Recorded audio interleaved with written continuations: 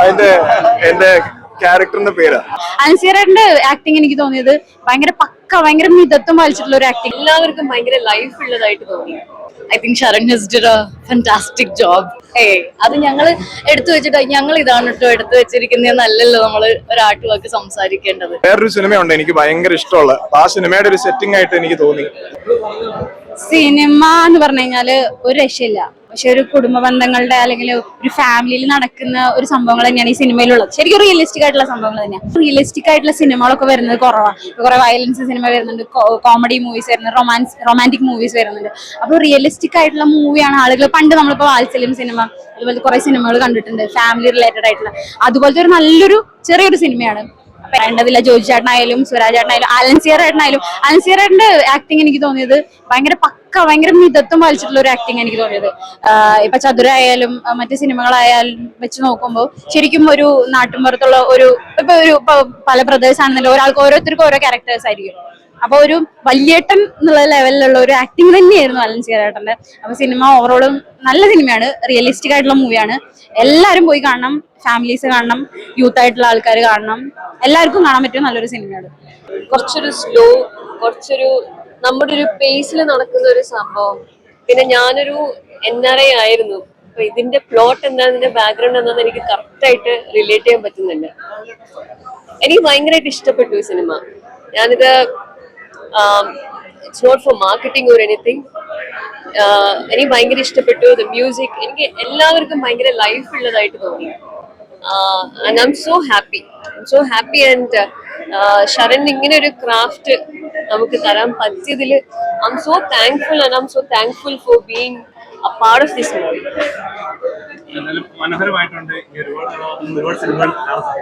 Thank you. നിങ്ങൾക്കൊക്കെ എങ്ങനെ ഉണ്ടായിരുന്നു? ഇഷ്ടപ്പെട്ടോ? ഒരു നർമ്മം പോലും നമ്മൾ സാധാരണ സംസാരിക്കുന്നതിൽ നിന്ന് എടുക്കുന്ന ഒരു നർമ്മമാണ്. അപ്പം ഇപ്പോഴും നമ്മൾ സിനിമകൾ കാണുമ്പോഴത്തേക്ക് ഒന്നെങ്കിൽ ഒരു ഫൗൾ ലാംഗ്വേജ് യൂസ് ചെയ്തുള്ളൊരു നർമ്മമായിരിക്കും. പക്ഷെ ഇതൊന്നും ഇല്ലാണ്ട് ഒരു സിറ്റുവേഷണൽ ഒരു സാധനമുണ്ട്. നമ്മളത് ചെയ്യുമ്പോൾ നമുക്കത് അത്ര അങ്ങോട്ട് അറിയില്ലായിരുന്നു. പക്ഷെ കണ്ടപ്പോഴത്തേക്ക് ഭയങ്കര സുഖം തോന്നും. പടം കണ്ടിട്ട് ഹാപ്പിയാണ്. I think Sharan has did a fantastic job as a director. നല്ല രസമായിട്ട് സിനിമ എടുത്തിട്ടുണ്ട്. ആൻഡ് എല്ലാവർക്കും ഇഷ്ടപ്പെടും എന്ന് വിചാരിക്കുന്നു. Please come and watch. എനിക്ക് അങ്ങനെ ഒരുപാട് അങ്ങനെ ഈ വെർബൽ കമ്മ്യൂണിക്കേഷൻ അങ്ങനെ വരുന്ന ഒരാളല്ല ഞാൻ. അപ്പോ അതാ എനിക്കങ്ങനെ പ്രത്യേകിച്ച് അങ്ങനെ സംസാരിക്കണമെങ്കിൽ കുറച്ച് പാടാ. അങ്ങനെ ആലോചിച്ചിട്ടില്ല.